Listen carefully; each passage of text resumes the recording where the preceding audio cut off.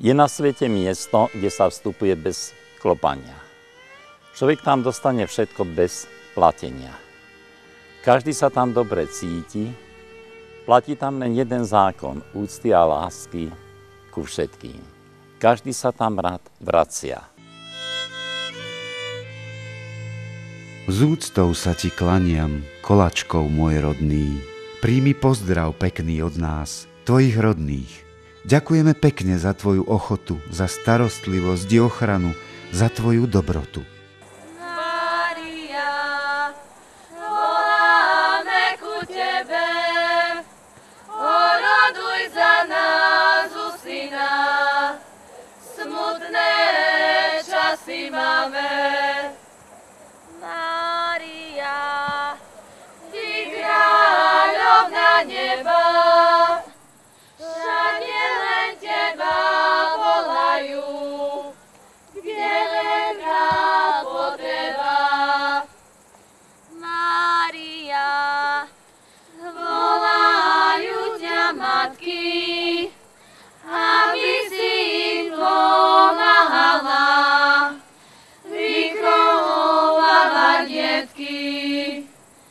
Mária, volajú otcové, aby si im pomáhala pri ťažkej robote. Tak poviem vám daco v mojim rodným jazyku. Jojím starosta Koločka, žijím už tu 60 roky. V našej dedine žije 1200 ľudí. Tu kedyže živili len poľnohospodárstvom a drevorúbáctvom. Nikdy nebolo družstvo, že gazduje. Teraz bohužiaľ to už ubudlo, lebo mladé hodzom za hranice do roboty, že nemá kto robiť na gazdovstve. Staré nevložom.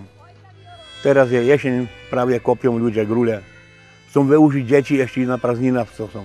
Od rána do večera ešte robí, żeby štigli pozbierať úrode. Koláč, kalač, kloc, kolačko, kolačkov. To sú historické názvy malej obce ležiacej na severe Spiša pri vstupe do Levočských vrchov. V písomných zmienkach sa Kolačkov spomína už od druhej polovice 13. storočia. V miestnom goralskom jazyku sa ešte aj dnes používa starý názov obce Koloček. V Kolačkove sa ľudia odpradávna živili drevorúbárstvom, výrobou dreveného uhlia, výrobou dreveného náradia, dokonca prúteného náradia, teda košíkov, ale aj poľnohospodárstvom, a to hlavne teda živočíšnou výrobou. Chovali hovädzí dobytok, ovce. Tieto tradície sa zachovávajú aj dodnes, skúšajú aj takto žiť tu na.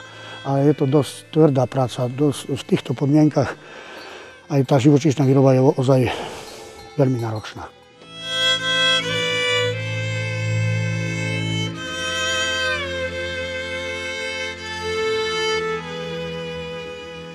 Život bol taký, že sa do školy chodilo do Novej Ľubovni.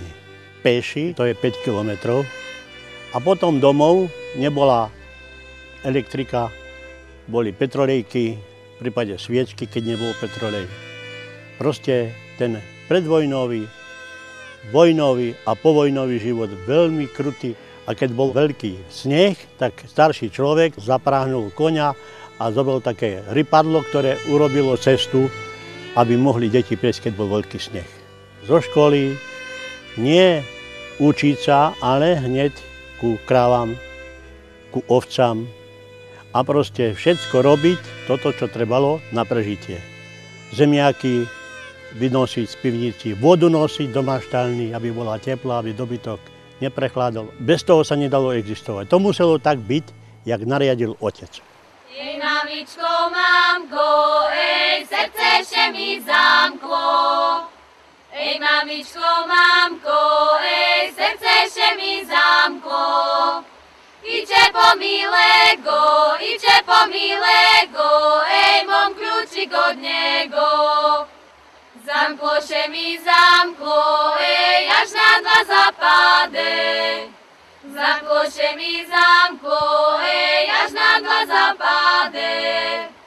kolačku parobci, v kolačku parobci, ej také bez nálade. Šiva golumbica, ej golumbek šivši.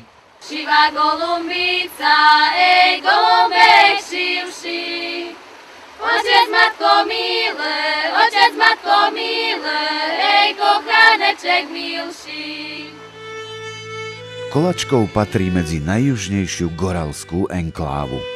Obec nebola 360 rokov zálohovaná poľskej korune, uhorským kráľom Žigmundom tak ako susedná Nová Ľubovňa alebo mestá Podolínec či Stará Ľubovňa. A zdá aj preto mali goralskí obyvatelia odlišný vývoj, nielen vo folklóre, ale aj v obliekaní a iných činnostiach. Podľa jednej verzie názov Kolačkov vznikol z mena grófa Samuela Kolačkovského, ktorý mal obec založiť. Podľa druhej vznikol z dvoch slov koláč a kov. Spojením slov symbolizujúcich tvrdú prácu a jedlo mal názov obce charakterizovať statočných ľudí, ktorí celý život hrdlačili v studenom kraji a na málo úrodných poliach.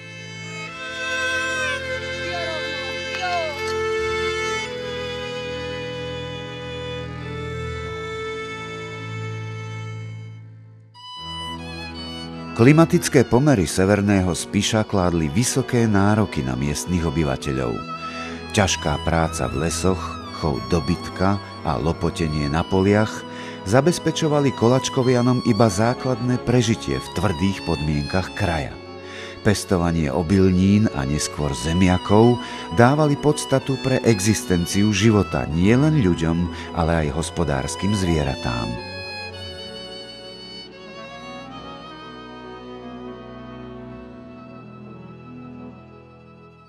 Mama mi zomrela, keď som mal 5 rokov a tu iného východiska nebolo. Tu nebolo družstvo, tu nebolo nikdy družstvo, tu nebolo nič. Tak otec, čo mal, to popredal a presťahovali sme sa do Trnavy. A od 58. roku bývam v Trnave. Keď sa sem vrácam, vždy mi to pripomína detstvo. Je tu pekná príroda, je tu čerstvý vzduch, čo na západnom Slovensku nie je. Tu je ozaj panenská príroda. Pekné.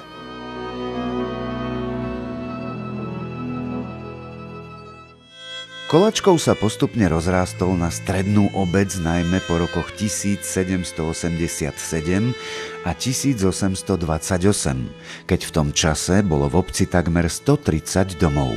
V dedine sa vyrábalo železo, a to až do 60. rokov 19. storočia. Na počet obyvateľov bolo v obci dosť majetných, ale i nemajetných zemanov a najmä želiarov. Ako uvádza záznam z roku 1864, obyvatelia boli rozdelení na stavy. Jedni patrili do stavu pánskeho, iní do stavu zemianského a tí, čo nepatrili ani do jedného, boli sedliaci a zaraďovali ich medzi žobrákov.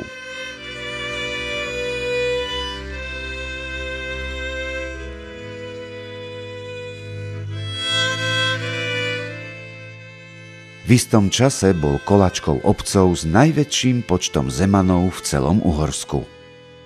Keby som porovnával dnešný Kolačkov s Kolačkovom, ktorý si ja pamätám do roku 50, tak táto obec bola čisto drevená. Pretože v tejto obci bolo hodne drevorúbačov, tesárov, ktorí sa k tomuto remeslu rozumeli a navzájom si pomáhali a stavali domy.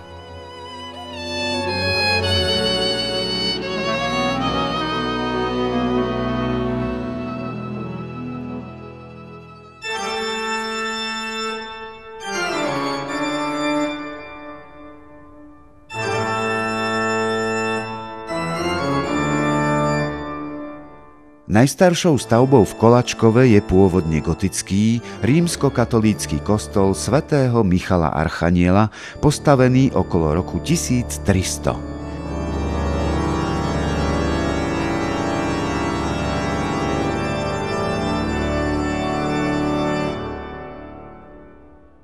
Hlavný oltár pochádza z druhej tretiny 17. storočia a je rannobarokový.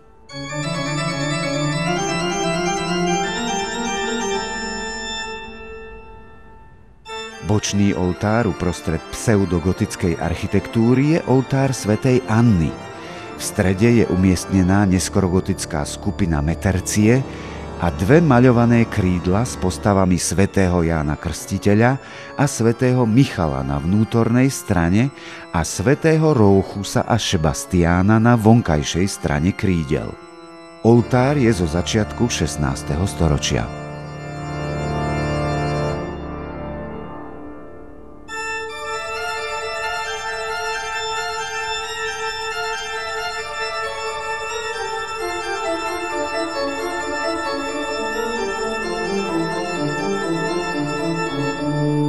Z exteriéru kostola je zaujímavá renesančná náhrobná doska Zemana Kolačkovského z roku 1634, ktorá je umiestnená na pilieri z južnej strany kostola.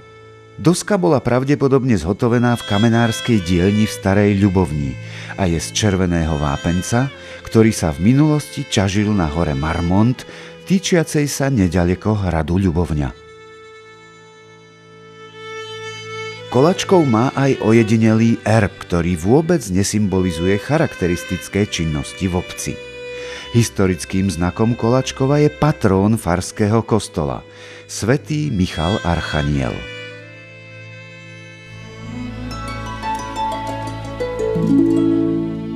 Nezmazateľnú stopu v obci zanechal farár Jozef Dragoš. Počas pastoračného pôsobenia od roku 1940 do núteného odchodu v roku 1950 z jeho iniciatívy vznikli mnohé pamätníky. A zda najväčšou dominantou nad obcov je Kalvária.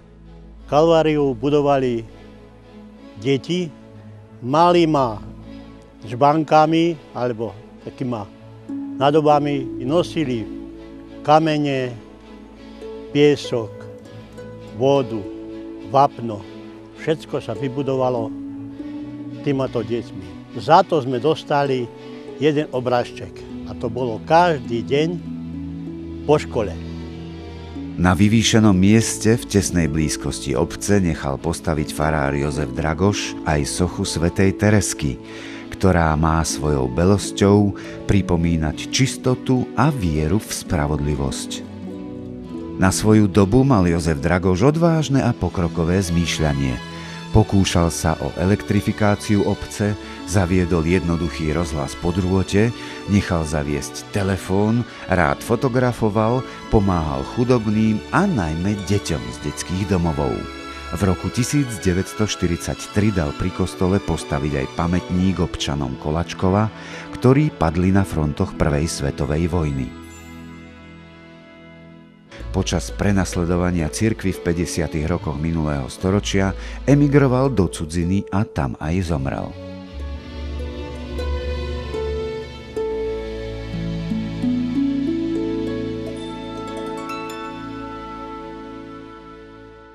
Do Kolačkova žiaden prípoj nebol. Od Starej Ľubovne nechodili autobusy.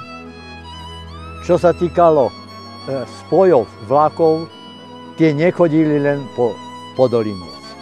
Myslím, že dneska len z Trnavy Kolačkoviani, čo odišli, je ich asi 40 alebo 60, prišli sem, vrátili sa do rodnej dediny, kde sa narodili, ale prišli aj tí, ktorí sa už narodili v Trnave. Medzi staré rodiny v Kolačkove sa zaraďujú potomkovia priezvisk Žoldák, Horanský, Zamiška, Dziak, Reľovský a ďalší.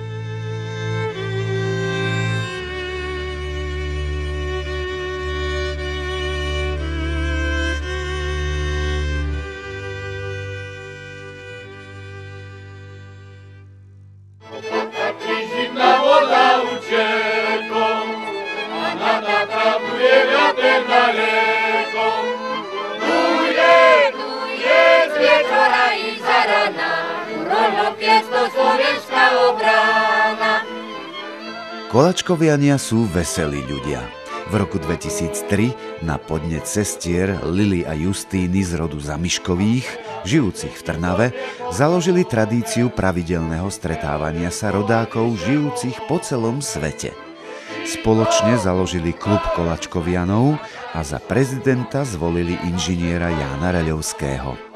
Od roku 2004 dali každoročným stretnutiam širší rozmer a povýšili ho na dvojdňový program spevu, tanca, dobrých jedál, svätej omše a dobrej zábavy, aby tak spoločne vyjadrili svoju úctu k domovu. Silná väzba na rodný kraj je tým hlavným, čo každý rok koncom augusta rodákov priveje z celého sveta, aby si zaspomínali na staré časy. Obec pripraví program a každý zo sveta prinesie to svoje, aby počas 2 dní bolo všetko podľa predstáv. Domov sa vracajú a aj odchádzajú presne tak, ako ich predkovia. Pešo cez lesy. Doba pred 1. a 2. svetovou vojnou bola pre obyvateľov Kolačkova veľmi ťažká. Časté boli neúrodné roky a aj obchody viazli a preto obyvatelia obce odchádzali do Poľska, aby si tam zarobili aspoň na základné živobytie. Mnohých zavialo aj za oceán a do iných častí sveta.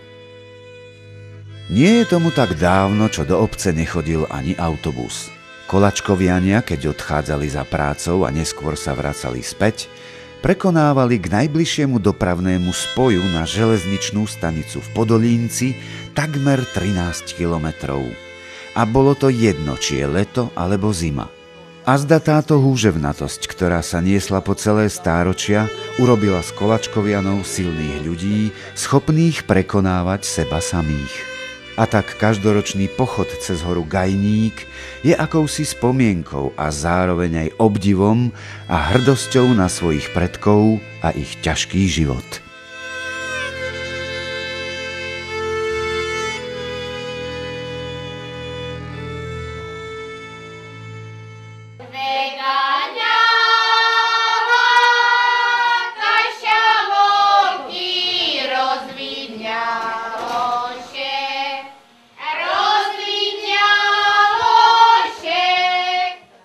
Do príprav stretnutia s rodákmi je zapojená azda celá dedina. Organizáciu má na starosti prípravný výbor pod taktovkou neprehliadnutelného starostu Jána Horanského.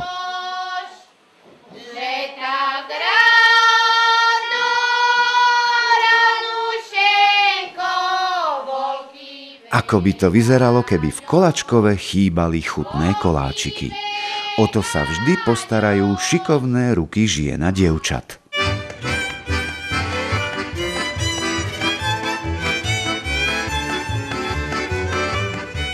Chýbať nesmie ani chutný guláš z diviny, ktorý každý rok nachystajú miestni poľovníci z poľovníckeho združenia. Takmer 1000 domácich a hostí nemôže byť predsa hladná. To si v Kolačkove nevedia ani predstaviť. Sú tu veľmi milí ľudia, hovorčiví, radi, spevaví. To je vidieť na tomto, ako sa schádzame.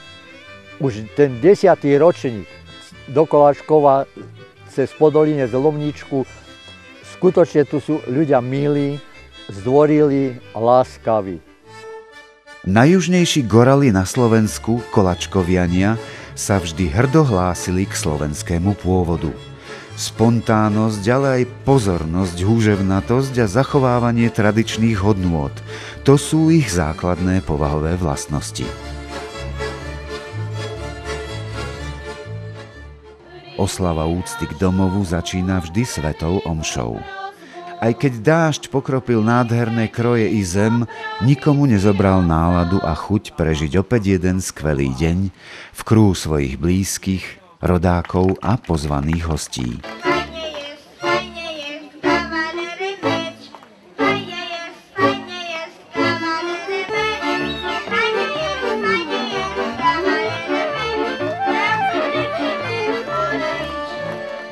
Do Kolačkova zavítali aj susedia Poliaci z družobnej obce Borova. Spolupráca medzi obcami má už svoju tradíciu a kde môžu, tam si aj pomôžu. Tak to bolo aj v roku 2011, keď Borovania venovali Kolačkovu hasičské auto. Počas povodní sa dozvedeli, že hasičom v obci veľmi chýbalo záchranné vozidlo. Darovali ho aj so želaním, aby bolo využívané na oveľa radostnejšie účely ako na záchranné práce. Na slávnostnom programe okrem domácich vystúpili aj mnohé iné folklórne skupiny z blízkeho i ďalekého okolia. Nechýbala ani folkovo-folklórna, humoristicko-recesná skupina Drišľak so svojimi drišľakovinami. Vydarené stretnutie rodákov z Kolačkova si tak v roku 2014 zapísalo svoj jubilejný 10. krížik.